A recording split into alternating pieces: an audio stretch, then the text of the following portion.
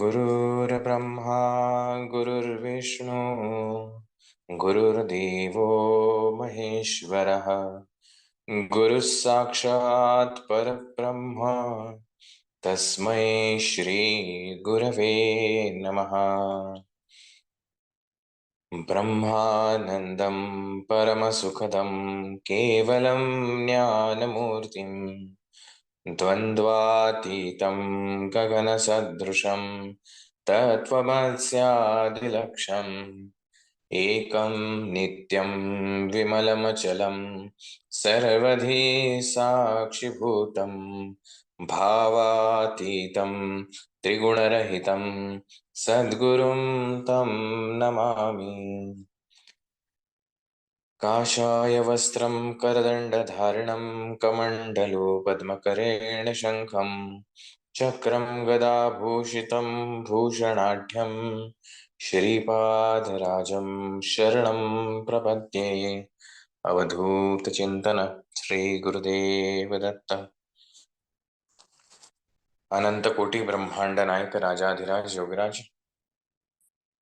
परब्रह्म भगवान श्री स्वामी समर्थ महाराज, ब्रह्मीभूत परमपूज्य पिठले महाराज, सद्गुरू परमपूज्य दादासाहेब आणि तुम्हा आम्हा सर्वांचे श्रद्धेय स्थान प्रातस्मरणीय परमपूज्य गुरुमाऊली यांच्या चरणी आपण सर्व सेवेकऱ्यांच्या वतीनं त्रिवार मुजरा. उपस्थित सर्व सेवेकरी आणि बंधू भगिनींनो, श्री स्वामी चरित्र सारामृत या ग्रंथाचं चिंतन आपण गेल्या काही दिवसांपासून करत आहोत. 14व्या अध्यायापर्यंत आपण पोहोचलो. स्वामींची मानस पूजा, स्वामींचं पूजन कसं करावं, ध्यान कसं करावं, या अनेक विषयांवर मागील अध्यायामध्ये विस्तृत माहिती दिलेली आहे आणि विविध कथा, त्यातील व्यक्तिमत्व, महाराजांच्या लीला या आतापर्यंत आपण बघत आलेलो आहोत. आता या स्वामी चरित्र चिंतनिकेचा उत्तरार्ध जो आहे याची सुरुवात आजच्या अध्यायापासून होईल. स्वामी चरित्र सारामृत हे श्री स्वामी समर्थ महाराजांवर लिहिलेलं, त्यांच्या हयातीनंतर लिहिण्यात आलेलं हे चरित्र ग्रंथ आहे. त्यामुळे प्रत्यक्षात स्वामी हजर असताना किंवा स्वामी सदेह असताना जर चरित्र लिहिलं गेलं असतं तर किंबहुना अनेक गोष्टी आपल्या समोर आल्या असत्या. परंतु ग्रंथकर्ता जो आहे तो ज्या पद्धतीने म्हणतो की हा स्वामी चरित्राचा अथांग असा समुद्र आहे आणि या समुद्राचं कितीही वर्णन केलं तरी ते संपणार नाही. त्यामुळे स्वामींच्या लीला ज्या आहेत या इतक्या आहेत ज्या आजपर्यंत आपल्याला माहिती नसतील, अनेक घडल्या. अगदी प्रसिद्ध पावल्यानंतर दिवसाला शेकडो माणसं महाराजांकडे यायची. रोजच्या रोज काही ना काहीतरी घडत असणार हे तर नक्कीच आहे, परंतु सगळ्याच गोष्टींचं काही कथानक झालं नाही. त्यामुळे ह्या स्वामीचरित्रातील काही निवडक कथा ज्या आहेत त्या आपण या स्वामीचरित्र सारामृताच्या माध्यमातून चिंतन करण्याचा, विचार करण्याचा प्रयत्न करत आहोत. ईश्वर विविध रूपाने या सृष्टीवरती कार्य करतो. मग तो फक्त भारतात आला का? तर अजिबात नाही. अनेक सत्पुरुषांच्या माध्यमातून संपूर्ण जगामध्ये चांगली माणसं आहेत, त्या माणसांच्या माध्यमातून हा ईश्वर कार्य करत राहतो. आजही संपूर्ण जगामध्ये सर्वत्र चांगले वागण्याची शिक्षा म्हणजे शिकवण ही सर्वत्र दिली जाते. त्यामुळे ईश्वराच्या अधीन हे कार्य आहे. त्यामुळे स्वामी चरित्र सारामृत, त्याचं चिंतन, त्याच्यावरचं त्याच्यामधलं ज्ञान हे आपल्या कानावरती पडणं, कुठूनही ते कानावरती पडावं अशी मनात इच्छा येणं, पडलेलं जे काही आपल्या कानावर पडलंय त्याचं आत्मसात होणं आणि त्यानुसार आपलं जीवन बदलणं ही सर्वतः ईश्वरी लीला आहे. आपण फक्त त्यातले निमित्त मात्र भाग आहोत आणि म्हणून ईश्वराचे सर्वप्रथम किंवा त्याच्याविषयी कृतज्ञता व्यक्त करून या उत्तरार्धाकडे आपण वळूया. अध्याय क्रमांक 15 बसाप्पा नामक स्वामींच्या एका भक्तावरती आधारलेला हा अध्याय. खरं तर आता मागील आपण अध्यायांमध्ये बघितलं बाळाप्पा महाराज अक्कलकोटला आलेले आहेत. त्याच्या आधीच्या भागात राजे राय बहादर शंकरराव हे अक्कलकोटात आलेत. म्हणजेच पर्यायाने स्वामी महाराज जे आहेत हे अक्कलकोटात आहेत. मग एखादं चरित्र जे आहे हे चरित्र हे टप्प्याटप्प्याने पुढे जातं. जसं आपण गुरुचरित्र पाहिलं की 9व्या अध्यायापर्यंत श्रीपाद श्रीवल्लभ श्री दत्त महाराज हे सगळ्यांचं चरित्र हे त्या गुरुचरित्रात मांडण्यात आलं आणि त्यानंतर 10व्या अध्यायापासून मुख्य चरित्र नायक जे आहेत श्री नरसिंह सरस्वती महाराज यांचं चरित्र त्या ठिकाणी मांडण्यात आलं आणि ते टप्प्याटप्प्याने पुढे गेलं. त्यांचं बालपण आहे, मग त्याच्यानंतर संन्यास दीक्षा घेतल्यानंतर त्यांनी केलेलं कार्य आहे, मग ते गाणगापूरला येण्या अगोदर घडलेल्या गोष्टी आहेत आणि मग गाणगापूरचं पूर्ण वास्तव्य आहे आणि मग निजगमन आहे. परंतु हा स्वामी चरित्राचा जर पॅटर्न आपण पाहिला तर प्रासंगिक एक एक कथा ज्या आहेत त्या त्याच्यामध्ये आलेल्या आहेत. मग बाळाप्पांचं एकदा चरित्र आलंय, मग शंकररावांचं आहे. म्हणजे इंटरलिंक असं नाहीये, एकमेकांशी बांधलेलं नाहीये. 2 कथा ज्या आहेत त्या वेगवेगळ्या आहेत, फक्त एका मागोमाग एक आलेल्या आहेत. तसंच हा 15वा अध्याय जो आहे हा महाराज अक्कलकोटला येण्याआधी घडलेला आहे आणि ते बसप्पांचं आहे.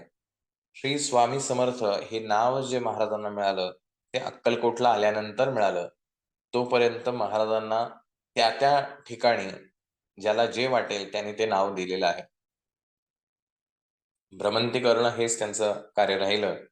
परंतु अक्कलकोटला आल्यानंतर मात्र आता इथे स्थिरावणं आणि इथेच प्रसिद्ध होऊन इथं कार्य समाप्ती करणं असा कदाचित त्यांचा विचार असावा. आणि मग अक्कलकोटला आल्यानंतर त्यांनी श्री स्वामी समर्थ हे नाम त्या ठिकाणी भक्तांनी दिलं आणि मग तेच नाव त्यांचं प्रसिद्ध झालं. तर असं ह्या श्री स्वामी समर्थ महाराजांच्या अध्यायाच्या 15व्या अध्यायाच्या सुरुवातीला ग्रंथकर्ता आपल्याला सांगतो, न लगे करणे तीर्थाटन हठ योगाधिक साधन वेदाभ्यास शास्त्रज्ञान मोक्ष साधन कारणे अंतरी स्वामी भक्ती जडता चारी पुरुषार्थ येती आता पाप ताप दैन्य वार्ता तेथे काही नुरेची. मोक्ष अर्थात स्वातंत्र्य, आपण मुक्त आहोत ही जाणीव होणं, हे प्राप्त करणं हे मनुष्य जीवाचं किंवा कोणत्याही जीवाचं मूळ हेतू आहे. आपल्या स्वस्वरूपाचं ज्ञान होणं हा त्या जीवाचा मूलभूत हक्क किंवा मूलभूत उद्देश आहे आणि ते करण्यासाठी विविध मार्ग आहेत. जसं तीर्थाटन केल्याने पापांचा नाश होतो हे आपण गुरुचरित्रात वाचलेलं आहे. तसं तीर्थाटन ज्यावेळेला केलं जातं, विविध तीर्थक्षेत्र ज्यावेळेला फिरली जातात त्यावेळेला आपल्यातला पापाचा जो भाग आहे किंबहुना आपली विचारांची शुद्धता ही येणं गरजेचं आहे आणि त्याच्यासाठी तीर्थाटन करायचं असतं. त्यामुळे साधारणतः आत्ताच्या प्रगत जीवनामध्ये आपण जर बघितलं तर अगदी त्या तीर्थक्षेत्रापर्यंत गाडी जाते. अगदी कुठल्याही विनासायास आपल्याला त्या देवाचं दर्शन मिळतं. मग व्ही-आय-पी पासेस या सगळ्या गोष्टीतनं आपण ते दर्शन घेतोही, सुखावतोही आणि पैसे आपल्याकडे मुबलक असतील तर आपण देवीला साडी घ्यायची असेल तर मी म्हणेल मी शालू घेईल. का तर माझ्याकडे पैसे आहेत. हरकत नाही, चांगलीच गोष्ट आहे. प्रत्येक जण त्याच्या त्याच्या ऐपतीनुसार ती गोष्ट करतो. परंतु हे तीर्थाटन करताना तो शालू घ्या नाहीतर साधी ₹300 ची साडी घ्या. पण त्यामध्ये जर विचारांची शुद्धता येत नसेल, माझ्यातला अहंकार मोठा होत असेल, की मी 5,000 ची दक्षिणा दिलेली आहे तर मला स्पेशल पूजा मिळाली पाहिजे, असा आग्रह धरून माझ्याकडे पैसे आहेत म्हणून मी देवाचा जास्ती जवळचा आहे असं भासवणं, म्हणजे त्या तीर्थक्षेत्रात जाऊन सुद्धा आपण कोरडेच राहणं आहे. कारण तीर्थयात्रा करणं पूर्वीच्या काळी तीर्थयात्रा ज्या असायच्या, कारण वाहनांची उपलब्धता नाही, दळणवळण कुठलंही उपलब्ध नाही. त्यामुळे काशी यात्रा असो किंवा दूरदूरच्या यात्रा ज्या असतील, तर एखादा जर कोणी काशी यात्रेला जात असेल, तर त्याचं औक्षण करायचं, त्याच्या यात्रा काढायच्या. का तर हा आता काशी यात्रेला चाललेला आहे. कदाचित तो परत येईल सुद्धा किंवा कदाचित नाही पण येणार.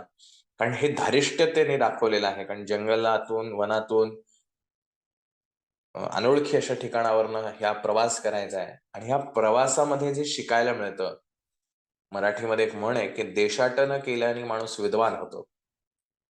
माझ्या घरामध्ये मी स्वतःच वाघ असतो. मी म्हणेल तसा कायदा असतो. पण जेव्हा मी इतर ठिकाणी जातो, त्यावेळेला माझ्यातला अहंकार जो आहे तो ठेचला जातो. आणि हा ठेचणं म्हणून तीर्थाटन करायची आपल्याकडे प्रथा आहे. आजचं तीर्थाटन हे टुरिझम आहे. यात्रा झालेली आहे, सहली झालेल्या आहेत आणि त्याचा पाप निवारणाशी काही संबंध नाही. तो यात्रा याचा अर्थ तुम्हाला त्या प्रवासामध्ये विविध गोष्टी कराव्या लागतात. जिथे अहंकार ठेचला जातो अक्षरशः, की माझ्याकडे गाडी आहे, मी सगळं ऐसपैस जाणार, पण अचानक गाडीचं टायर पंक्चर होतं, मग चालत जावं लागतं. प्रसंग कसेही येतात आणि या प्रसंगामधनं शिकत जो माणूस घडतो त्याला खऱ्या अर्थाने तीर्थाटन केल्याचा लाभ होतो आणि असं तीर्थाटन करून सुद्धा मोक्षप्राप्ती होते. हठयोगाधिक साधन, योग सामर्थ्याने किंवा योगाच्या अभ्यासाने मोक्षप्राप्ती करता येते. वेदाभ्यास, होम हवन, शास्त्रज्ञान, ज्ञानाच्या माध्यमातून मुक्तता मिळते. ही सगळी जी आहेत ही मोक्षाची साधनं आहेत. उद्देश मोक्ष आहे. परंतु अंतरी स्वामी भक्ती जडिता, चारी पुरुषार्थ येती हता, पाप ताप दैन्य वार्ता, तेथे काही नुरेची. आता ही स्वामी भक्ती जी आहे, ही स्वामी भक्ती महत्वाची समजून घेणं गरजेचं आहे. मी रोज स्वामींच्या फोटोला हार घालतो, नमस्कार करतो, आणखीन काहीतरी करतो, म्हणजे मी आता स्वामी भक्त झालो. हा अगदी ढोबळमानाने असलेला संकेत आहे. तुम्ही स्वामींचे भक्त का आहात? कारण तुम्ही स्वामींच्या फोटोला हार घालता किंवा नमस्कार करता. तुम्ही गणपतीला नमस्कार करत नाही किंवा अन्य काही. पण ही वरवरची व्याख्या झाली. परंतु स्वामी भक्ती, अंतरी स्वामी भक्ती जडिता, हा अत्यंत महत्वाचा भाग आहे. अंतरंग जो आहे, मन, बुद्धी, चित्त आणि अहंकार, हे अंतःकरण चतुष्टय ज्याला म्हटलं जातं, की जे आपल्या मनाचे 4 भाग जे आहेत, या 4ही भागांमध्ये स्वामींची भक्ती जडणं आवश्यक आहे. मागच्या अध्यायात आपण बघितलं, की आम्ही आहोत स्वामी भक्त, मिरवू नये लोकात, हा जो मतितार्थ आपल्याला मागच्या अध्यायात सांगण्यात आला, की स्वामींचे भक्त आहात हे मिरवण्याची गोष्ट नाही. जसं एखाद्या स्त्रीनं नवीन एखादा दागिना घेतला, की ती 4 लोकांमध्ये तो दागिना कसा मिरवायचा हे तिला बरोबर माहिती असतं. ते मिरवणं आहे, की मी काहीतरी विशेष आहे, माझ्याकडे काहीतरी विशेष आहे हे दाखवणं. तर ही स्वामी भक्ती नाही. स्वामी भक्ती ही विनम्रतेने होते. तर ही अंतरी स्वामी भक्ती नाही. अंतरात्म्यातून मन, बुद्धी, चित्त, अहंकार ह्या 4ही ठिकाणं जिथं स्वामींचं अस्तित्व जाणवतं, तो खऱ्या अर्थाने सेवेकरी आहे आणि अशी जर स्वामी भक्ती अंतरीमध्ये अंतरात असेल, तर सर्व गोष्टी आपल्याला सहज प्राप्त होऊ शकतात. हे आपल्याला विदित आहे. आपण गुरुचरित्रात वाचतो, स्वामी चरित्रातही वाचतो. अनेक अनेक ग्रंथांमध्ये रामाचं चरित्र वाचलं तर तेच आहे. रामरक्षा आपण म्हणतो, त्या रामरक्षेमध्ये सुद्धा तेच म्हणलंय, की जो रामाचं नाव घेईल त्याला सर्व काही प्राप्त होतं. तर ईश्वराला तुम्ही कोणत्या नावाने भजताय ह्याच्याशी ईश्वराला काही कर्तव्य नाही. तुम्ही राम म्हणा, कृष्ण म्हणा, हनुमान म्हणा, स्वामी समर्थ म्हणा, अजून काय म्हणायचं ते म्हणा. कुठल्याही नावाने हाक मारा. कारण ही सगळी त्याचीच रूपं आहेत. पण तो असं म्हणतो, की जर तुमचं विश्व म्हणजे तुमचं हे अंतरंग जे आहे, हे जर माझ्या नावाने, माझ्या अस्तित्वाने जर व्यापलं गेलं असेल, तर तुम्हाला सर्व काही मिळेल याची व्यवस्था मी करतो. योगक्षेमं वहाम्यहम्. सो वाल्याचा वाल्मिकी होऊ शकतो. एक वाटसरू जो आहे किंवा एक खुनी, दरोडेखोर असा असलेला तो वाल्या, रामाच्या नावाने वाल्मिकी होऊन प्रचंड महाज्ञान त्याला प्राप्त झालं. महाकाव्य, आजही जगामध्ये महाभारत आणि रामायण ही 2 महाकाव्य म्हटली जातात आणि त्याच अनुषंगाने अनेक महाकाव्य स्फुरली गेलेली आहेत नंतरही. अशा त्या रामायणाची निर्मिती करणारा कोणी एकेकाळी खुनी होता, दरोडेखोर होता, असं जर आपल्याला कोणी सांगितलं तर तो विश्वास बसणार नाही. पण ईश्वराच्या नामामध्ये ही ताकद आहे. त्यामुळे कोणाची काय परिस्थिती आहे यापेक्षा त्याच्या अंतरंगामध्ये ईश्वर आहे का हे अधिक महत्वाचं आहे. स्वामी महाराजांच्या हयातीमध्ये त्यांच्या सदेह रूपामध्ये असताना कानफाट्या नावाचा महाराजांचा एक भक्त होता. अतिशय उग्र विचारांचा, परंतु महाराजांविषयी अत्यंत प्रेम असलेला. प्रथम महाराजांकडे जो आला तो महाराजांना त्रास देण्यासाठी. परंतु महाराजांचे लीला किंवा महाराजांचं सामर्थ्य पाहिल्यानंतर महाराजांचा कट्टर भक्त झाला. तो भक्त अनेक जण आहेत. अशी जर भक्ती आपल्या अंतर्मनामध्ये प्रकटली तर मात्र कशाचीही कमतरता राहत नाही. वर्तत असता संसारी स्वामीपद आठवी अंतरी तया ते ह्या भवसागरी निश्चय तारती समर्थ. या संसारात जगत असताना दैनंदिन आपली कामकाज जे आहे ते सगळं करत असताना, जॉब आहे, बिझनेस आहे, घरातली कामं आहेत, शाळा आहे, शिक्षण आहे, जे काही असेल हे सगळं करत असताना ज्याच्या मनामध्ये फक्त स्वामी किंवा ईश्वराचं ध्यान आहे, त्याला ह्या संसारातून सही सलामत बाहेर काढण्याचं काम हा ईश्वर करत असतो आणि तो सदैव मदत करतो. जसं आपण आजपर्यंत ऐकलं असेल, आपण विठ्ठलाची जी आरती म्हणतो, युगे 28 विटेवरी उभा. हा सगळा काळ 84 लक्ष योनी फिरायचा आहे आणि त्यातनं तरुण जायचं आहे आणि त्यासाठी हे स्वामीनाम जे आहे, हे सदैव अंतरंगामध्ये असणं आवश्यक आहे. जसं या युगाचा अंत ज्यावेळेला होईल, आजपर्यंत अनेकदा युगांत झालेला आहे. तर त्यावेळेला ईश्वराने सांगितलं होतं, प्रत्येक काळाचा एक मनू आहे. सध्या चालू असलेला 28वा मनू. तर या ईश्वराने सांगितलेलं आहे, की ज्यावेळेला हा युगांत येईल, त्यावेळेला मी तुला मदतीसाठी धावून येईल आणि मत्स्य अवतार जो पहिला विष्णूंचा झाला, तो याच अनुषंगाने झाला. तर तसंच आपल्याही जीवनामध्ये हा समुद्र जो आहे संसार रूपी, त्याच्यामध्ये अनेक अडचणी आहेत, अनेक चांगल्या, बऱ्या, वाईट गोष्टी घडतात. या सगळ्यातून आपल्याला तरून जायचं आहे. आपली नौका जी आहे ती बुडता कामा नये, यासाठी सदैव आपल्या अंतरंगामध्ये श्री स्वामी समर्थ हे नाम असणं, महाराजांविषयी श्रद्धा असणं अधिक महत्वाचं आहे. सर्व कामना पूर्वोन अंती दाविती सुरभुवन जे नर करीती नामस्मरण ते मुक्त याच देही. माणसाच्या मृत्यू पश्चात त्याच्या समोर म्हणा किंवा त्या 10 दिवसामध्ये गरुड पुराण वाचण्याची आपल्याकडे एक पद्धत आहे. अनेक जण वाचतात. या गरुड पुराणानुसार माणसाच्या मृत्यू पश्चात काय होतं याचं वर्णन त्याच्यामध्ये दिलेलं आहे. जोपर्यंत माणूस अथवा कोणताही जीव या देहामध्ये असतो, त्यावेळेला त्यातला अहंकार इतका तीव्र असतो की त्याला वाटतं मी म्हणजेच हे आहे, मी म्हणजेच शरीर आहे, माझ्यामुळेच हे विश्व आहे, माझ्यामुळेच माझा संसार चालू आहे, माझ्यामुळेच हे सगळं चालू आहे. हा मी सगळीकडे त्याच्या असतो आणि त्याच्यामुळे त्याचं जीवन चालू असतं. तरुण वयामध्ये प्रत्येक व्यक्तीला असं वाटत असतं की माझ्याकडे प्रचंड सामर्थ्य, मी काही करू शकतो. पण तेच तो जेव्हा एखाद्या वयोवृद्ध व्यक्तीसमोर ते बोलत असतो, तर त्या वयोवृद्धालाही माहिती असतं, आपणही तरुण वयात असेच होतो. पण उत्तरोत्तर जसा-जसा अनुभव वाढत गेला, जसं-जसं वय वाढत गेलं, तसे-तसे आपल्यातली शांतता वाढत गेली आणि मग कळतं, फार जोश दाखवून चालत नाही, स्थिरता आवश्यक असते. तर त्या-त्या वयाचा तो भाग असतो आणि त्या पद्धतीनं करतो. तसंच ज्याला मृत्यू जवळ यायला लागतो, तसं त्या जीवाला त्यांनी ह्या संपूर्ण जन्मामध्ये जे काही कर्म केलेले असतात, ते सगळे आठवतात आणि मग जे काही त्याच्याकडनं चुका झालेल्या आहेत, त्या चुका त्याला आठवून प्रचंड पश्चाताप व्हायला लागतो. परंतु आता वेळ नाही आणि मग मृत्यू पश्चात त्या जीवाला अनेक यातना भोगावे लागतात आणि त्यांनी केलेल्या कर्मानुसार त्याच्या शिक्षाही ठरलेल्या आहेत. मग ज्याच्या अंतरंगामध्ये ही स्वामी भक्ती आहे, जो विनम्र आहे, स्वामी भक्ती असणं म्हणजे अहंकारी असणं नाही.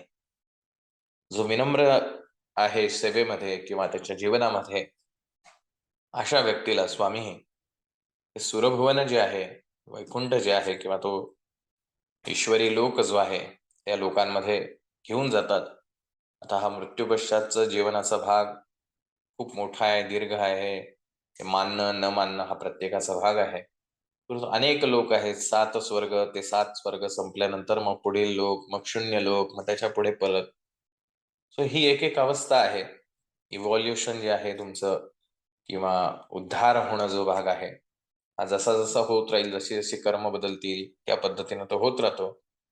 तर जर मनामध्ये अंतरंगामध्ये ही स्वामी भक्ती असेल तर महाराज हे सगळं आपल्याला घेऊन जातात, असा ग्रंथकर्ता आपल्याला सांगतो. आणि मग बसाप्पाची गोष्ट जी आहे ती सुरू होते. तर स्वामी महाराज अक्कलकोटला येण्याच्या अगोदर सोलापूरला होते, सोलापूरच्या आधी मंगळवेढ्याला होते. जवळपास 12 वर्ष महाराजांचं वास्तव्य मंगळवेढ्यात राहिलं. परंतु या 12 वर्षाच्या वास्तव्यामध्ये महाराज कधीही प्रसिद्ध झालेले नाहीत. त्यामुळे महाराज लोकांमध्ये फार कमी राहिले. परंतु ज्याची पात्रता आहे, ज्याची योग्यता आहे, महाराजांनी त्याला सर्व काही दिलेलं आहे. आणि असा मंगळवेढ्याचे एक सत्पुरुष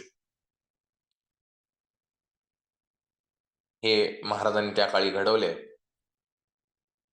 त्यामुळे महाराज योग्यता पाहून त्या त्या व्यक्तीला सगळं काही देतात. मग ती बसाप्पाची गोष्ट सुरू होते.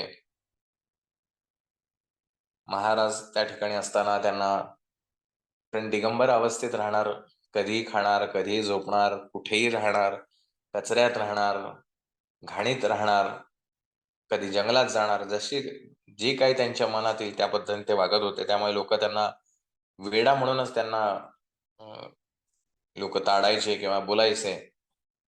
आपुली व्हावी प्रख्याती, ही नसेची जयाच्या चित्ती, स्वेच्छे वर्तन करती, काही न जाणती जनवार्ता. आपल्याला प्रसिद्ध व्हायचंच नाही, हा त्यांचा मानस होता. आणि प्रसिद्धीसाठी थोडी कार्य चालू आहे. त्यामुळे कोण काय म्हणतं ह्याच्याकडे त्यांना काही त्याची तमा नव्हती. ज्यांना घडवायचं होतं त्यांना घडवण्याचं काम महाराज मंगळवेढ्यामध्ये करत होते.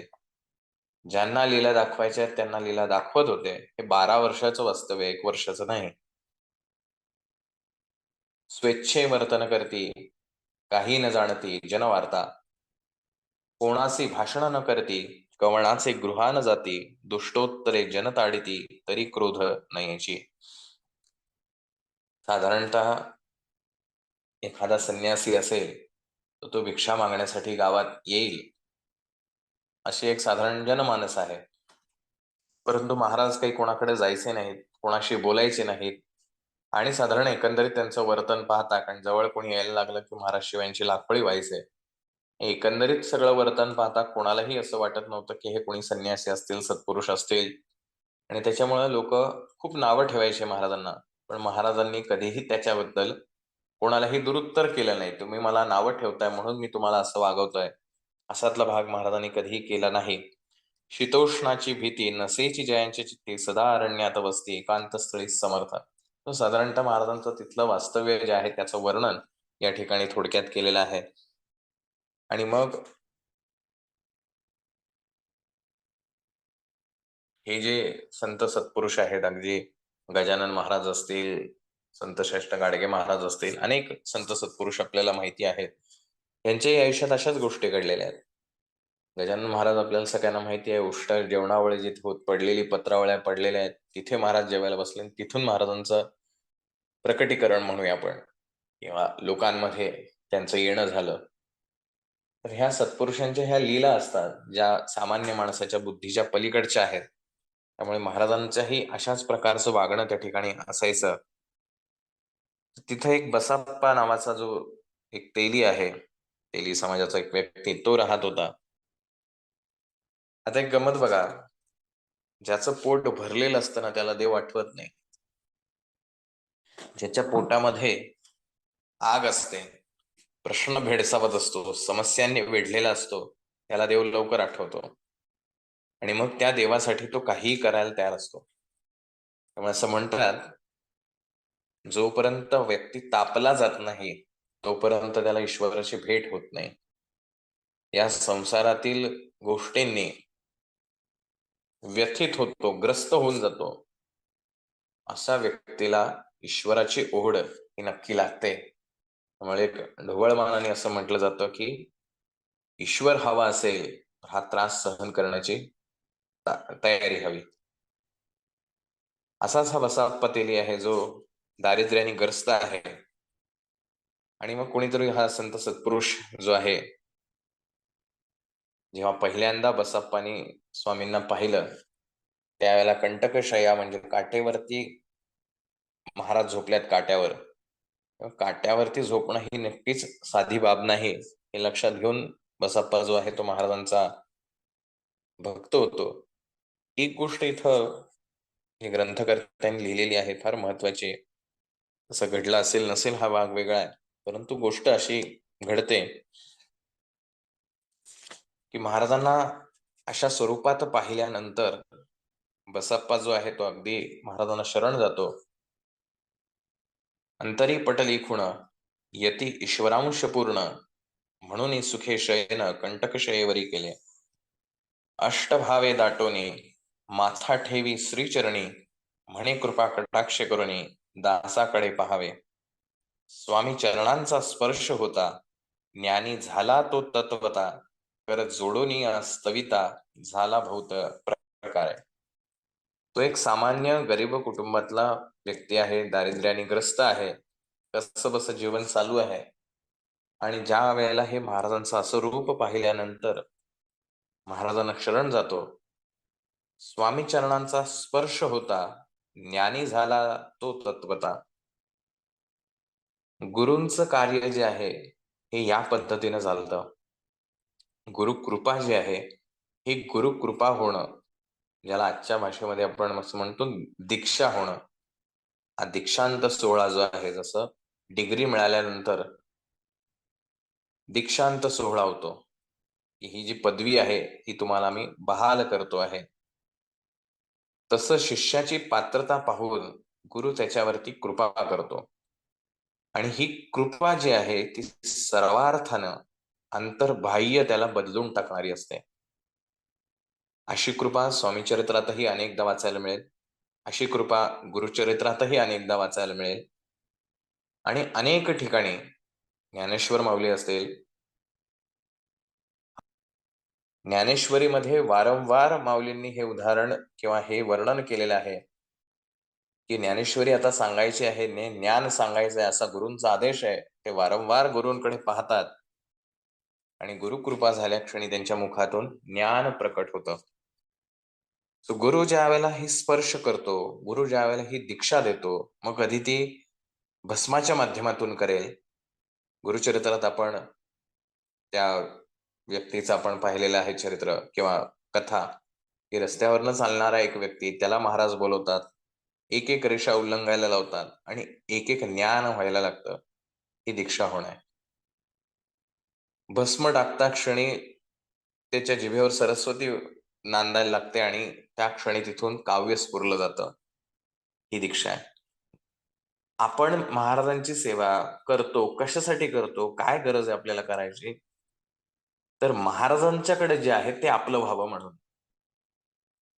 आपल्या आई वडिलांची आपण वारसदार असतो. वारसदार म्हणजे कशाच्या दृष्टीनं, मग ती प्रॉपर्टी आहे, जी काही भौतिक प्रॉपर्टी आहे ती आहे, त्यांचं नाव आपल्याला लागतं, त्यांनी जे काही कर्तृत्व केलं असेल ते आपल्या मागे चिटकतं. हे सगळं जे आई वडिलांचं आहे ते आपलं होतं, कारण आपण वारसदार असतो. मग आपण आपल्या गुरूंची सेवा करतो ती कशासाठी?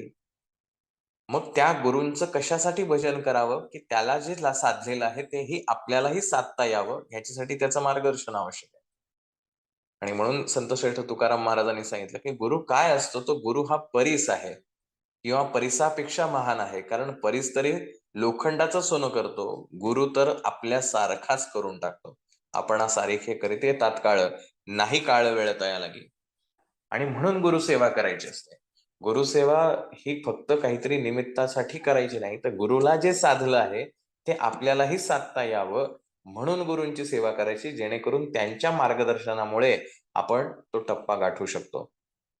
इथे बसप्पांनी ज्या वेळेला महाराजांना दर्शन घेतलेलं आहे, स्पर्श करून पायाला, त्या क्षणी त्यांना जे काही ज्ञान झालं असावं आणि त्याच्यातून त्यांनी महाराजांचे गोडवे गायला सुरुवात केली, त्यांची स्तुती करण्यास सुरुवात केली आणि ती स्तुती ऐकून महाराज प्रसन्न झालेले आहेत. पाहून या प्रेमळ भक्ती अंतरी संतोष लयती वरद हस्त ठेविती तात्काळ मस्तकी तयाचे. ही गुरुकृपा अशीच होते. उगच कुठल्या गोष्टी घडत नाहीत. बसप्पांची जी पुढची गोष्ट आपण ऐकतो, उगच होत नाही.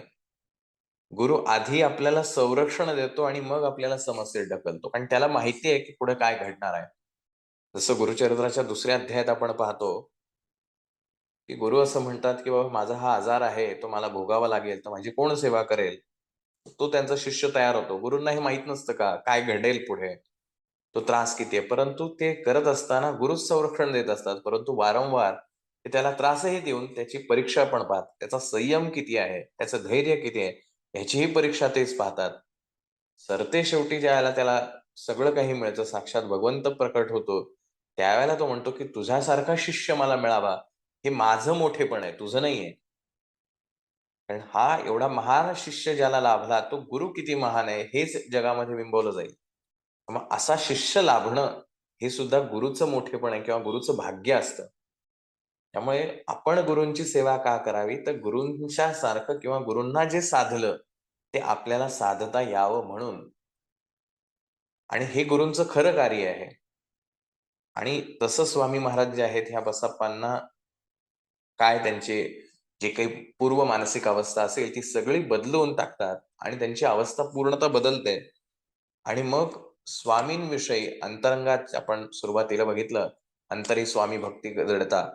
तर ही अंतरंगामध्ये या बसप्पाच्या आता पूर्ण स्वामी भक्ती भिनलेली आहे. त्याला कशाचीही तमा राहिलेली नाही. घरच्यांची तमा राहिली नाही. बाहेरच्यांची लोकं काय बोलतील ह्याची तमा राहिली नाही आणि कशाचीच तमा त्याला राहिलेली नाही. स्वामींशिवाय दुसरं आयुष्यात काहीच नाही, अशी अवस्था ही महाराजांच्या ह्या कृपेने घडलेली आहे. महाराजांनी आधी घडवलंय आणि ते दिलंय, त्याची ते परीक्षा बघतायत. म्हणजे शेवटी पैसा जरी मिळाला तरी तो पैसा वापरण्याची अक्कल ही त्या व्यक्तीकडे असली पाहिजे, तरच तो पैसा टिकून राहतो किंवा त्याच्यात वाढ होते. अन्यथा पैसा संपायला एक क्षणही पुरेसा आहे. तसं ही महाराजांनी केलेली कृपा आता ती सिद्ध करून दाखवायची आहे, ती योग्य आहे म्हणून. बसप्पांना स्वाभाविकपणे लोकं टीका करायचे, टोमणे मारायचे. "काय त्या वेड्याच्या नादी लागून बसलाय, घरदार सोडलंयस आणि त्याच्याच मागे सारखा राहतोस. बायकोची चिंता नाही, कामाची तुला आवश्यकता वाटत नाही, चालला बा त्या वेड्याच्या नादीला." सो वेड्याच्या नादी लागला, संसार याने सोडिला, घरदार विसरला, वेडा झाला निश्चये. बायको, पोरं सगळे जे काही आहे, ते सगळेजण गावातले लोकं ही नावं ठेवतात. महाराजांना हे कळत नाहीये का, हे असं घडतंय आपल्या शिष्यांच्या बाबतीत. पण हीच तर परीक्षा आहे. अनेकदा हा प्रश्न महाराजांना आपण म्हणत असतो, "महाराज इतका त्रास होतोय, का तुम्ही मला सहकार्य करत नाही? का मला मदत करत नाही? का ह्या प्रश्नातनं बाहेर काढत नाही?" महाराजांना काही कळत नाही का? "हृदयी वससी परी नच दिससी." आपण असं जेव्हा म्हणतो, ते आपल्यामध्येच ते आहेत. त्यांना ते सगळं दिसतंय. परंतु ह्याच्यातूनच तर आपल्याला घडवायचं आहे. पण आपला संयम तेवढा राहत नाही. आणि अनेकदा आपण पाहतो, स्वामींना सोडून जाणारे सुद्धा प्रचंड आहे. भरपूर जण आहेत. हा संयम इतकी साधी गोष्ट नाही. प्रचंड हाल अपेष्टा सहन कराव्या लागतात. कारण गुरुसेवा ही सोपी नाही, हे आपण गुरुचरित्रात वाचलेलं आहे. स्वतः नृसिंह सरस्वती महाराज सायनदेवाला असं म्हणतात, सायनदेव जेव्हा असं इच्छा प्रकट करतो, की "महाराज आता तुमच्याच सेवेत राहायची माझी इच्छा आहे." महाराज म्हणतात, "माझी सेवा इतकी सोपी नाही." आपल्याला वाटतं आपण गुरूंची सेवा करतोय, स्वामींची सेवा करतोय. हां, तोपर्यंत ती सेवा चांगली आहे, जोपर्यंत आपण वरवर सगळं चाललोय आपल्या आयुष्यात. पण ज्यावेळेला आपण स्वामी हवेत अशी इच्छा धरून सेवा करायला लागतो, मग तिथून परीक्षा सुरू होते.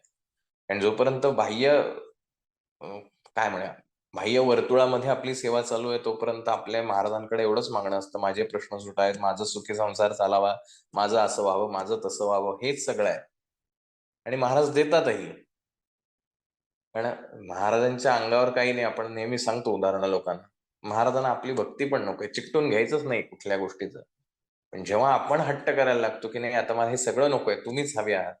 मग मात्र परीक्षा घ्यावी लागते. मग लोकांचे टोमणे खावे लागतात. वाटेल त्या परिस्थितीत घरातली लोकं बोलायला लागतात. "काय उपयोग आहे तुझी सेवा करून? काही होत नाही आपल्या आयुष्यात. सगळं आपलं वाईट चालू आहे." सहन करण्यापलीकडे दुसरं काही नाही. पण हीच तर परीक्षा आहे. किती वेळ चालेल हे माहीत नाही. हीच तर परीक्षा आहे. आणि महाराज आधी विचारतात काय पाहिजे ते एकदा व्यवस्थित विचार करून माग. एकदा मागितलंस की परत विचार करायला वेळ नाही. आपण जे सद्गुरुनाथा हात जोडितो अंत नको पाहू, ही जी आरती म्हणतो त्याला शेवटच्या याच्यामध्ये महाराजांना हेच म्हणतो आपण, की आता प्रचिती नको पाहू. प्रचिती म्हणजे परीक्षा. आणखीन परीक्षा माझी घेऊ नकोस, आता मला जवळ कर. मला कंटाळ, म्हणजे तुझ्या जवळ मी आलो की मग मला कशाचाही त्रास होणार नाही. परंतु ह्या अग्निपरीक्षेत जाण्यापासून पर्याय नाही. वेगवेगळ्या प्रकारच्या अग्निपरीक्षा, स्वामी सुतांना अग्निपरीक्षा द्यावी लागली, सगळ्यांनाच परीक्षा द्यावी लागली. जो ज्या परीक्षेतनं पास होईल त्याला तसं ते पुढचं बक्षीस मिळेल. तसंच हे बसप्पांना सुद्धा ह्या अग्निपरीक्षेला सामोरं जावं लागतं. आणि हा जवळपास 6-7 महिने रोजचा असलेला दिनक्रम, रोज शिव्या खाणं, रोज टोमणे ऐकणं, रोज लोकांच्या अ, तोंडामध्ये बसप्पाविषयीची वाईट गोष्टी ऐकणं, बायकोनी बोलणं, हे सगळं सहन करतोय बसप्पा. पण तरीही संयमाने महाराजांची सेवा सुटलेली नाही. आणि हे सगळं पाहून महाराजांना खरंच त्यांची दया आली. आता द्यायची वेळ आली आहे. आणि म्हणून ऐसे लोटले काही दिन. आता हे काही दिन म्हणजे जवळपास 180-200 दिवस आहेत. एक दिवस नाहीये. सातत्याने हे गोष्टी चालू आहेत. विचार करा हो, आपल्याला रोज-रोज घरात जरी कोणी बोलायला लागलं तरी आपल्याला सहन होत नाही. रोज काय बोलायचं? कधीतरी चांगलं बोला की. 6-7 महिने सगळं गाव, घरातली बायको, पोरं कोणीच समजून घ्यायला तयार नाहीये. सगळं सहन करायचंय. जितकं वाटतं तितकं सोपं नाही. ऐसे लोटले काही दिन, काय झाले वर्तमान, ते होऊनी सावधान, चित्त येऊनी ऐकावे. हे सगळं पाहून महाराजांनी, ती पात्रता त्यांनी जी बसप्पांनी सिद्ध करून दिली, की मी ही गोष्ट मिळवण्यासाठी योग्य आहे. मी हे सगळं सहन करू शकतो. मी तेवढी सहनशक्ती दाखवली आहे, तेवढा संयम दाखवलाय, एवढा धीर दाखवलेला आहे. धीर धरी रे धीर धरी धीरापोटी फळे गोमटी. तो धीर मी दाखवलेला आहे आणि तो दाखवलेला धीर आपण मागच्या अध्यायामध्ये पाहिलेलं आहे महाराजांचं वर्णन. करुणाकर आहे. त्यांचं प्रेमाने हृदय सातत्याने भरलेलं असतं. असा तो ईश्वराचा अंश किंवा ईश्वर साक्षात श्री स्वामी समर्थ आहेत. त्याला हे करुणा किंवा त्याला हे प्रेम कळणार नाही. आणि त्याच प्रेमाने महाराजांनी आता द्यायचं ठरवलेलं आहे. एके दिवशी अरण्यात बसाप्पा स्वामी सेवा करीत, तव झाली असे रात, घोरतम दाटले. रात्रीचा वेळ आहे. महाराजांची सेवा करतोय. घरी जायची शुद्ध राहिलेली नाही. सेवा करतोय. महाराज म्हणले आता हाच तो क्षण आहे. अंतिम संयम, धीर ह्याची परीक्षा घ्यायची. आता किती कठोरपणे. आणि ज्यावेळेला गुरु परीक्षा घेतो त्यावेळेला गुरु अत्यंत कठोर असतो. आपल्याला वाटतं काय करूया? विचार करा, वर्षभर जो शिक्षक अतिशय प्रेमाने विद्यार्थ्याला सगळं समजावं, पोटतिडकीने शिकवत असतो, तोच शिक्षक परीक्षेच्या वेळेला मात्र विद्यार्थ्याला कॉपी करून देत नाही, इकडं-तिकडं बघून देत नाही. जेवढी वेळ दिली तेवढ्याच वेळात त्याला पेपर लिहायला लावतो. आणि शिक्षक त्यावेळेला कठोर असला पाहिजे. तोच खरा शिक्षक आहे. जर तो ढील देत असेल विद्यार्थ्याला, याचा अर्थ त्याचं विद्यार्थ्यावर प्रेम नाही. त्याला घडवणं हे शिक्षकाचं काम आहे. आणि वर्षभर जे शिकवलेलं आहे, आता ते तू प्रत्यक्ष कागदावर उतरून तुला तेवढे मार्क मिळवायचे आहेत. ह्याच्यात तुझं खरं स्किल आहे. आणि त्यावेळेला शिक्षकाला कठोर व्हावं लागतं. त्यामुळे महाराजांनी आत्तापर्यंत 6 महिने, 8 महिने जो काही त्याचा संयम पाहिला, ते सगळं उत्तम केलं. आता अंतिम परीक्षा आहे. इथे परीक्षेत मात्र महाराज कठोर आहेत. अजिबात दयामाया दाखवत नाहीत. आणि चित्त जडले श्रीचरणी, भीती नसे काही वहिनी, 2 प्रहर होता रजनी, समर्थ उठवणी चाललाय.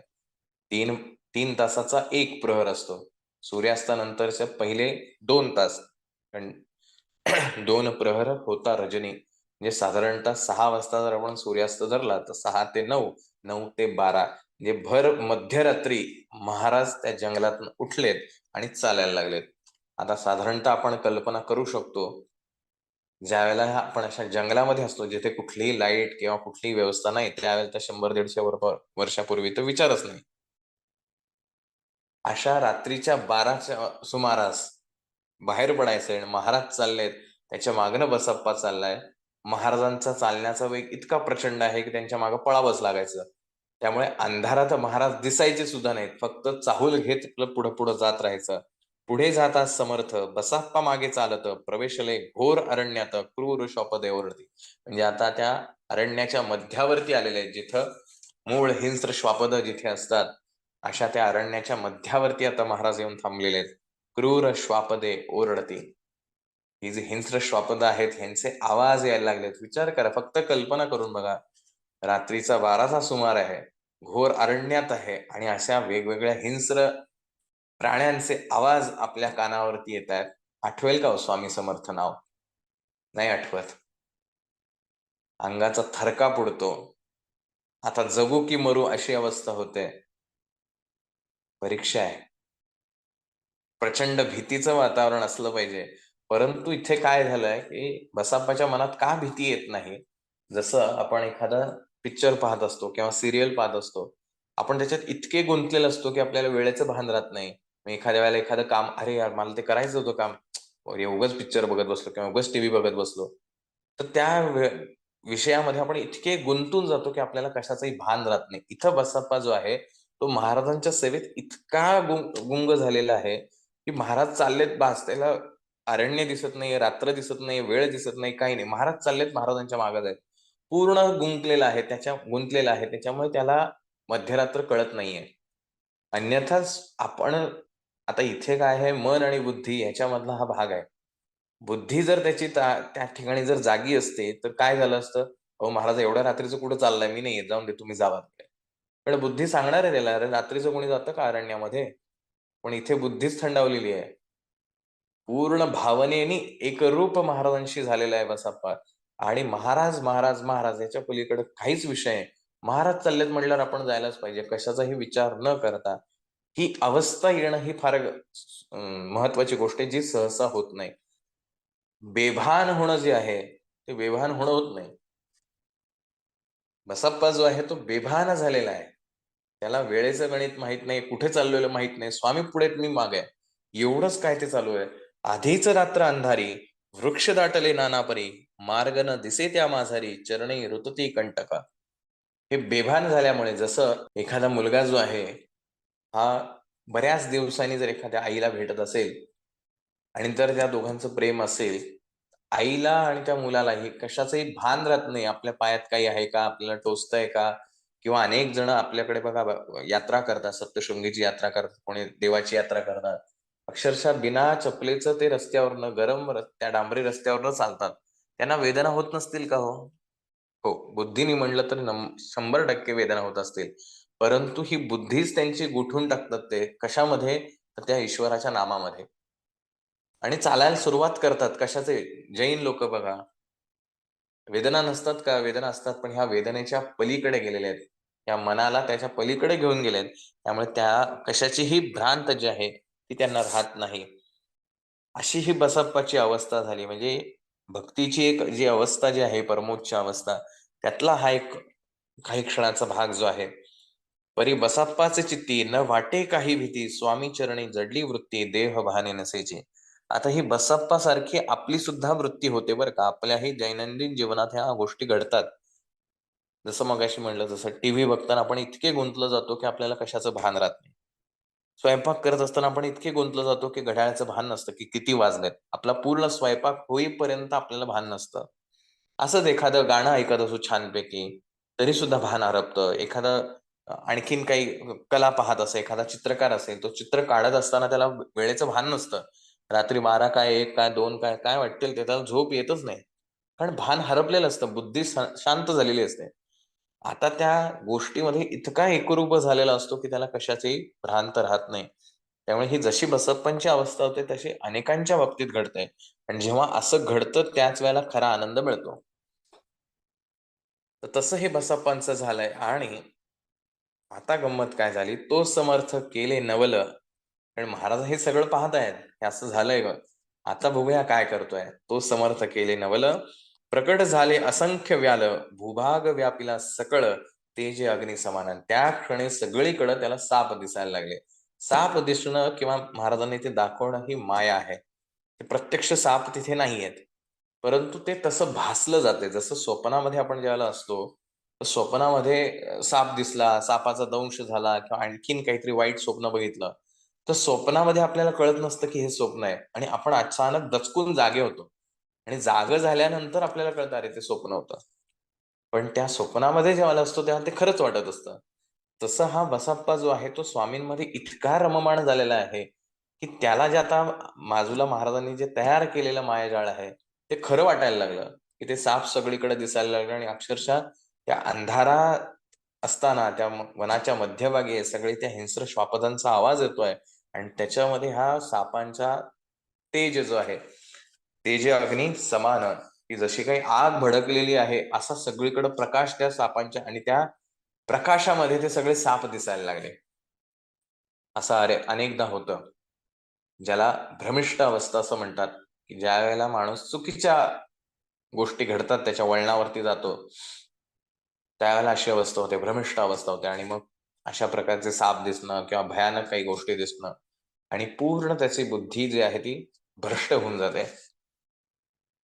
असं त्या बसप्पांचं झालं आणि ते बघितल्यानंतर त्याचा तोपर्यंत अजून भान नाही.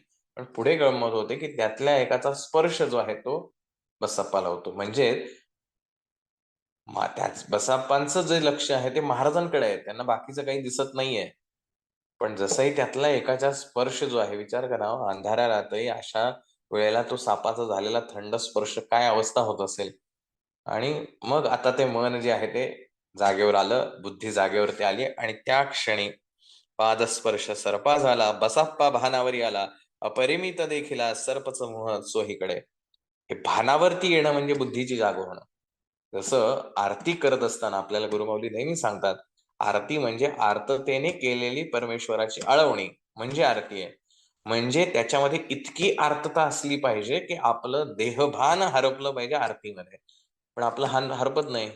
आपलं आरती कधी संपतेय, मग पुष्पांजली झाली, की शेजारच्याशी कसं बोलता येईल, मागे-पुढे कसं पाहता येईल, याच्यामध्ये आपलं लक्ष, कारण आपली बुद्धी जागेवर असते. मी आहे, मी सागर आहे, जो स्वामींची आरती करतो. हे जागेवर माझी असते की बुद्धी जागेवर आणि म्हणून मी रोज आरतीला येऊन सुद्धा मला महाराज भेटत नाही. मला आरती जेव्हा करायची आहे, त्यावेळेला ह्या बसप्पांसारखी करायची आहे, बेभान होऊन. ती जी काही 10-12 मिनिटं जी आरती करणार आहे मी, तेवढ्या वेळेमध्ये मला स्वतःचं अस्तित्व सुद्धा विसरून जायचंय. मी कोण आहे, काय? जसं आपण स्वप्नामध्ये असतो, की आपलं स्वतःचं भान आपल्याला नसतं.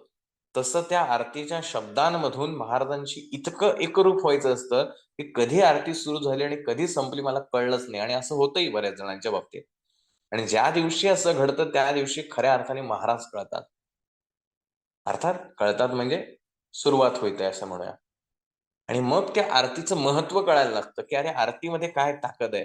पण जो बुद्धीने आरती करतो आहे, ठरवून अच्छा 6:30 ला सुरू झाली, 6:42 ला संपली पाहिजे, या सुरात व्हायला पाहिजे, या तालात व्हायला पाहिजे, एवढा स्पीड असला. हे सगळे जे व्यावहारिक गोष्टी ज्या आहेत, त्याचं भान ठेवून जेव्हा आरती केली जाते, त्यावेळेला महाराज भेटत नाही. अर्थात हे कोणाच्या बाबतीत होतं? ज्याला ते सवयीचं झालेलं असतं. एखादा व्यक्ती नव्यानेच स्वामींकडे आलेला आहे. त्याला काही ना काहीतरी स्वामींच्या विषयी माहिती झालेली असते, कोणीतरी सांगितलेलं असतं, काहीतरी आकर्षण झालेलं असतं किंवा त्याची काहीतरी समस्या असते. म्हणून तो स्वामींकडे येतो. तो तो सगळं विसरतो जग. काही नको हे कोण माणसं-बिणसं मला काय कोणी म्हणलं पुढं होता का? होतो ना पुढं. कोणी म्हणलं बाजूला होतो, होतो ना पुढं. आणि त्याला ह्या गोष्टीत इंटरेस्ट नसतो. त्याला महत्त्व असतं स्वामी. पण मग हळू रोजचं सवयीचं व्हायला लागतं. कारण रोज आरतीला यायला लागलाय. मग रोज आरतीला यायला लागला, की ओळखी वाढतात. मग ओळखी वाढल्यानंतर आपल्याला हे देहभान यायला लागतं. मग मी म्हणजे कोणतरी. मग घड्याळाकडे लक्ष जातं. मग आजूबाजूच्यांकडे लक्ष जातं. संपतं ना मग आपल्याला जे पहिल्या दिवशी फील झालेलं असतं आरती करताना, ते फील होत नाही नंतर. आणि मग आम्ही मोठ्या हुशारकीने असं म्हणतो, नवीन सेवेकऱ्यांना अनुभव लवकर येतात. जुन्या सेवेकऱ्यांना अजिबात येत नाही. का बरं येत नाहीत? कारण जुने सेवेकरी स्वतःला महान समजायला लागतात. रोज नवीन राहिलं तर काय हरकत आहे? आपण महाराजांसाठी नवीनच आहोत. ते आपल्याला आयुष्यभर कितीही आपण प्रयत्न केला तरी कळू शकणार नाही. पण रोज लहान मुलासारखं आपण महाराजांची सेवा करू शकतो का?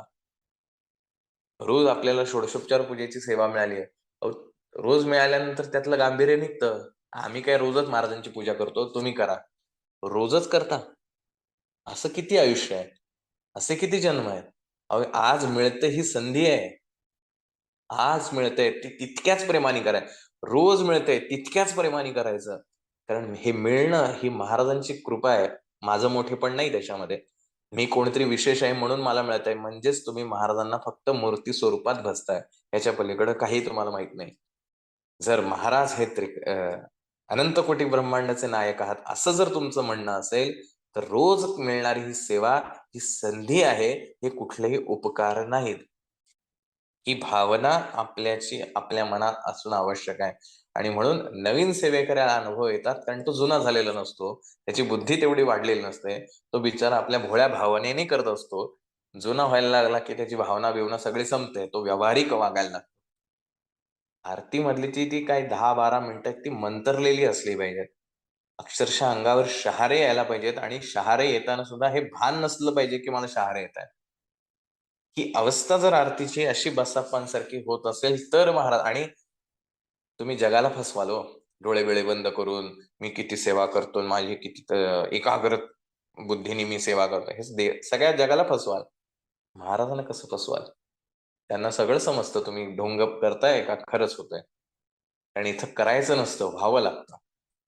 आईचं मुलावर प्रेम, आईला कोणी ट्रेनिंग दिलेलं नसतं. मुलावर प्रेम अशा पद्धतीनं करावं. ह्या स्टेप्स फॉलो करायच्या म्हणजे मुलावर प्रेम होतं. नाही. आईचं प्रेम होतं. आपसूक होतं. कारण आईचं त्या बाळाशी नातंच वेगळं असतं. सगळ्या जगापेक्षा प्रेम आईचं जास्ती असतं, कारण 9 महिने त्या बाळाला पोटात वाढवलेलं असतं. स्वतःच्या पोटात म्हणजे जीव जो आहे तोच तयार करायचा असतो. साधं गोष्ट नाही. त्यामुळे आईला प्रेम शिकवावं लागत नाही. आईला प्रेम होतं. आरती कशी करावी हे शिकवावं लागत नाही. महाराजांवर प्रेम असली की आरती होते. आपली आरती होते का आपल्याला आरती करावी लागते हे आपल्याला ठरवावं लागेल. आणि हे पुन्हा तेच, आपण आपली फसवणूक सुद्धा करू शकतो, पण महाराजांची फसवणूक होत नाही. त्यामुळे महाराजांना माहिती आहे होतंय की करतोय. ठीक आहे, करतोय, चांगली गोष्ट आहे. प्रयत्न करत राहा. ज्या दिवशी होईल त्या दिवशी खऱ्या अर्थाने महाराजांची कृपा झाल्याशिवाय राहत नाही. आणि तसंच बसप्पांचं झालंय. तो समर्थ वृक्ष शाखा अवलोकित, तो सर्पमय दिसत, मागे पुढे पाहत तो दिसत सर्पमय. जिकडं पाहावं तिकडं त्या झाडांच्या फांद्यांवरती, पानांवरती सगळीकडे सापच दिसायला लागले. पाहुनी ऐशी परी भयभीत झाला अंतरी, तो तयासे मधुरोत्तरी समर्थ काय बोलले. अशा त्या अवस्थेमध्ये अंगाचा थरकाप उडालेला हे सगळं पाहून, जिकडं पाहावं तिकडं सापच आहेत. पाय आपला सापावरती आहे. सगळ्या गोष्टी पाहिल्यानंतर महाराजांनी मधुरोत्तरी म्हणजे गोड भाषेत महाराज रागावले नाहीयेत. गोड भाषेत बोललेत याचाच अर्थ महाराजांनी हे मुद्दामून केलेलं आहे, त्याला काहीतरी द्यायचंय म्हणून. पण आपण महाराजांना समजू शकत नाही. त्यामुळे स्वाभाविक आहे की बसप्पा जे आहेत ते घाबरलेले आहेत. भिवू नको या समयी, जितुके पाहिजे तितुके घेई, न करी अनुमान काही, दैव तुझे उदेले. आज तू घाबरू नकोस. तुझं आज नशीब जे आहे ते फळफळलं आहे. तुला जेवढं हवंय तेवढं घेऊन जा. आता महाराजांनी असं खरं सांगायला पाहिजे होतं. म्हणजे आपल्यासारखा सेवेकरी असतं तर महाराजांना असं म्हणेल, "महाराज 50% ऑफर आहे असं म्हणताय. खाली लिहा ना आधी ₹5,000 ची खरेदी करायला पाहिजे." बसप्पांना महाराजांनी सांगायला पाहिजे होतं, की "महाराज ते साप उचला म्हणताय, पण सांगा ना सापाचं सोनं होणार आहे." नाही, तीच तर गंमत आहे. परीक्षा कशाला म्हणतात? जर म्हटलं असतं महाराजांनी, "अरे तुला पाहिजे तेवढे साप घेऊन जा. ह्या सगळ्या सापांचं मी सोनं करणार आहे. तुझं दारिद्र्य कायमचं संपवणार आहे." तर कदाचित बसप्पांनी जेवढे बसतील तेवढे साप घेतले असते. अगदी अंगा-खांद्यावर सगळीकडे घेतले असते. असं होत नाही ना. पण महाराजांना मोह नकोय, कृपा करायची आहे. कारण तो आपला भक्त जो आहे ना, तो कुठल्या अडचणीत आहे महाराजांना माहिती आहे आणि ती अडचण सोडवण्यासाठी किती आवश्यक आहे, हेही महाराजांना माहिती आहे. नाहीतर जे महाराज हे साप निर्माण करू शकत असतील, त्या बसप्पांना ही बुद्धी देऊ शकत असतील, की एक साप उचलायची, तेच महाराज त्या बसप्पाला ही बुद्धी देऊ शकत नाहीत का हो, 10 साप उचलायची? देऊ शकतात की. पण जर 10 दिले, तर उद्या 12वा साप घ्यायला बसप्पा परत येईल आणि त्यातली भक्ती जी आहे ती निघून जाईल आणि व्यावहारिक होऊन जाईल. त्यातला लोभ वाढेल हेही महाराजांना माहिती आहे. त्यामुळे संसार करायला पाहिजे. संसारासाठी किती आवश्यक आहे? एकच साप आवश्यक, तेवढीच बुद्धी. बसप्पांना वाटलं किंवा आपल्याला वाचताना असं वाटेल, की बसप्पांनी 2-4 उचलायला हवे होते. पण ते 2-4 उचलण्यासाठीची बुद्धी कुठे आहे? ती बुद्धी बसप्पांना झाली नाही, कारण बसप्पांचं मन निर्मळ आहे आणि बसप्पांचं मन निर्मळ आहे म्हणून त्यांच्या सापाचं सोनं झालं. आपल्याला झालं का हो? नाही. मन निर्मळ असणं ही पहिली पात्रता आहे, की महाराजांची कृपा होण्याचं.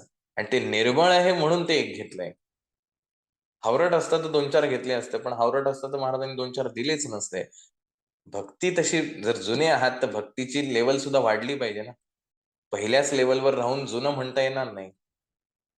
पहिल्या लेव्हलवर आहात तर नवीनच आहात. मग तुम्ही भले 20 वर्ष सेवा करत असाल, काही फरक पडत नाही. त्या वर्षांनी काही फरक पडत नाही. लेव्हल वाढली का? ती महत्वाची आहे. फर्स्ट लेव्हलवरनं सेकंड लेव्हल, सेकंडवरनं थर्ड लेव्हल गेलात का तुम्ही वरती? नाही गेला. अजून मन तुमचं तर कलुषितच आहे. नाही होणार ते. तुम्ही अजून तसेच आहात त्याच कॅटेगरीमध्ये. मग स्वतःला जुने म्हणणारे तुम्ही कोण? म्हणजे जसं वृद्ध होण्यासाठी काय करावं लागतं? काहीच करावं लागत नाही. वय वाढण्यासाठी आपल्याला काही मेहनत घ्यावी लागते का? नाही घ्यावी लागत. आपोआप वाढत असतं. कालचा दिवस गेला, आजचा आला. आजचा गेला, उद्याचा येणार. उद्याचा गेला, परवा. येत राहणार. हे काळानुरूप आहे. मी काय केलंय त्यासाठी? मग त्याचं कर्तृत्व मी का घ्यावं? तसं आहे. तुम्ही रोज केंद्रात येता, गेले 6 महिने येताय, वर्षभर येताय. ठीक आहे ना, मग त्यात काय झालं? विशेष काय? लेव्हल वाढली का? ज्याचा मोह जातो तोच सेवेकरी असला पाहिजे. बसप्पांना मोह नव्हता, मन निर्मळ होतं. म्हणून तर बसप्पांवर ही कृपा केली आहे.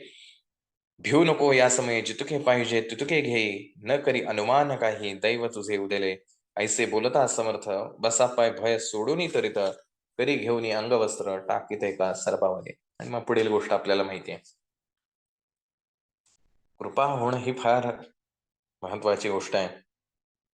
असो तो बसाप्पा भक्त, संसार सुख उपभोगित, रात्रंदिन श्री स्वामी समर्थ, मंत्र जपे अत्यादरे. आदरपूर्वक फार महत्वाचा आहे. कर करणी म्हणून नाही, करायच्या म्हणून 11 माळी जप केला नाही.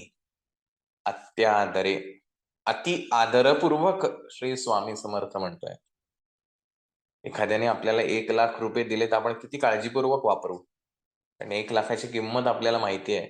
तर त्या 1,00,000पेक्षा कैक पटीनं जास्त श्री स्वामी समर्थ या अक्षरांची किंमत आहे. किती आदरपूर्वक आपण जपलं पाहिजे. तसं हे बसाप्पा जे आहेत, हे आदरपूर्वक त्या गोष्टींची महाराजांचा नामजप करतायत. पाप ताप आणि दैन्य ज्यांचे दर्शन निरसन जाय, ते पद रात्रंदिन प्रेमे विष्णू शंकर जाते. पाप ताप आणि दैन्य हे ज्यांच्या दर्शनाने स्मरणाने सारं नष्ट होतं, असे श्री स्वामी समर्थ आणि ह्यांची सेवा हे विष्णू शंकर जे आहेत, विष्णू बळवंत थोरात आणि शंकर शेट त्यांचे मित्र, हे दोघंही ह्या स्वामींच्या सेवेत आहेत. आता साधारणतः बघा की एक स्वामी चरित्र लिहायचं असेल म्हटलं तरी आपण अंदाजे असं धरूया 6 महिने तरी कालावधी लागला असेल. सगळी माहितींचं संकलन करा, मग त्याची रचना करा, विचार करा. 6 महिने धरूया, फार फार तर वर्ष. 1897 साली स्वामी चरित्र लिहून झालंय, म्हणजे 1896 साली आपण 1 वर्ष जरी म्हटलं, तर 96 साली लिहायचा असा विचार केला असेल. महाराज गेलेत 1878ला. महाराजांच्या नंतर एक 15-20 वर्षानंतर ही गोष्ट घडतेय. त्यामुळे माहितीचं संकलन करणं, त्यांच्याकडे 100 गोष्टी आल्या असतील, त्या 100 मधल्या निवडक 5 घ्यायच्या आहेत. त्याच्यामध्ये खरं तर चातुर्य आहे किंवा त्याच्यामध्ये खरी परीक्षा असते. त्यामुळे त्यांनी खूप सारी माहिती संकलित केली असेल, अनेकांची चर्चा केली असेल, लोकांची मतं मागवली असेल, अनेक गोष्टी घडल्या असतील. त्यामुळे ही प्रोसेस घडलेली आहे. आणि म्हणून विष्णू शंकर जे आहेत, विष्णू बळवंत थोरात आणि शंकर शेठ, हे दोघंही महाराजांची ही सेवा अतिशय नम्रपणे करतात. पुढे कथा सुंदर, स्वामी सुताचे चरित्र, मन करोनिया अस्थिर, सादर होनी ऐकावे. 16वा आणि 17वा आपल्या सगळ्यांना परिचित आहे. स्वामी सुतांचा अध्याय आहे. स्वामी सूत होणं हेच किती महान आहे. स्वामींनी आपला मुलगा म्हणणं. जसं संपूर्ण गुरुचरित्रामध्ये महाराजांनी कोणालाही स्पर्श केल्याचं एकही उदाहरण नाही. परंतु 39व्या अध्यायामध्ये ती जी वांझ स्त्री होती, 60व्या वर्षी तिला संतती प्राप्ती झाली, तिला महाराजांनी कडेवर घेतलेलं आहे आणि तिचं भविष्य कथन केलंय. सो अशी एकमेव घटना आहे की जिथं महाराजांनी प्रत्यक्ष त्या व्यक्तीला स्पर्श केलेला आहे. काय भाग्य असेल ते. तसं स्वामी सूत यांचंही भाग्य निश्चितच असलं पाहिजे. आणि त्या स्वामी सुतांचं चरित्र जे आहे ते पुढील 2 अध्यायांमध्ये आपल्याला ऐकायचं आहे. त्यामुळे पुढे कथा सुंदर. बुद्धिभ्रष्ट करण्याचं काम हे वारंवार केलं जातं. सेवेकरी म्हणून आपण आपली बुद्धी स्थिर असणं आवश्यक आहे. आणि म्हणून हे स्वामीसूत सुद्धा समजून घेणं आवश्यक आहे. ही सगळी स्वामींची जी लेकरं आहेत त्यांनी फार महान कार्य केले. जसं आपण बाळप्पा महाराजांचं मागे बघितलं, पुढील 32 वर्ष त्यांनी महाराजांच्या हयातीनंतर महाराजांचं कार्य संपूर्ण जगभर किंवा भारतभर पोहोचवलेलं आहे. त्यामुळे साधं सोपं काम नाही. तसं आज आपण म्हणतो गुरुमाऊली किती महान कार्य करतायत, तसंच ह्या स्वामी सुतांनी असो, बाळप्पा महाराजांनी असो, प्रत्येकाने महाराजांच्या ह्या कार्यासाठी आपला देह झिजवलेला आहे. त्यामुळे ही सगळी महान पात्र आहेत किंवा व्यक्तिमत्व आहेत. आपण त्यांच्याविषयी काही बोलावं इतकी आपली लायकी सुद्धा नाही. म्हणून आपण जे काही आहे ते तटस्थ भूमिकेतून पाहावं. आपल्याला जेवढं जमतं तेवढं आकलन करावं, नाही जमतं ते सोडून द्यावं. पण चोळप्पा असो, बाळाप्पा महाराज असो, स्वामीसुत असो, अन्य कोणी असो, त्यांच्यावर टीका करण्याचा आपल्याला काडीचाही अधिकार नाही. जे झालं ते त्या काळाच्या अनुसरून महाराजांनी घडवलं. आजही घडवतात, उद्याही घडवत राहतील. महाराजांसाठी काय फक्त चेहरे बदललेत. माणसं, त्यांची प्रवृत्ती तीच आहे. जर महाराज 22 वर्ष अक्कलकोटला राहून माणसं सुधारली असती, तर महाराजांना आज कार्य करायची गरज पडली नसती. कारण माणूस सुधारलाय. देव, देश आणि धर्म याच्यासाठी कार्य करतो आहे. त्याच्यातल्या वाईट प्रवृत्ती ज्या आहेत त्यांचा नाश झालेला आहे. असं घडलं असतं, पण तसं काही झालेलं नाही. कारण माणूस हा स्खलनशील आहे. सातत्याने पिढ्या बदलत राहतात आणि ह्या प्रत्येक पिढीला उत्तम संस्कार देणं हे कार्य आहे. त्यामुळे महाराजांचं कार्य आजही थांबलं नाही, कालही थांबलं नव्हतं आणि उद्याच्या येणाऱ्या भविष्यातही कधी थांबलेलं नसेल. या सगळ्या प्रवाहामधला आपण एक फक्त दुवा आहोत. आपली वेळ जेवढी असेल तेवढ्या वेळ आपण काम करू. आपली वेळ संपली की आपलं कार्य थांबलं. शेवटी आपल्या पिक्चरचा डायरेक्टर हे स्वामी महाराज आहेत. ते जेवढं सांगतील तेवढे बोलायचे, तेवढं काम झालं की बाजूला येऊन बसायचं. इतकं सोपं आहे. म्हणून मनामध्ये कशाचाही अहंकार येऊन द्यायचा नाही. मी एवढं करतो, मी तेवढं करतो.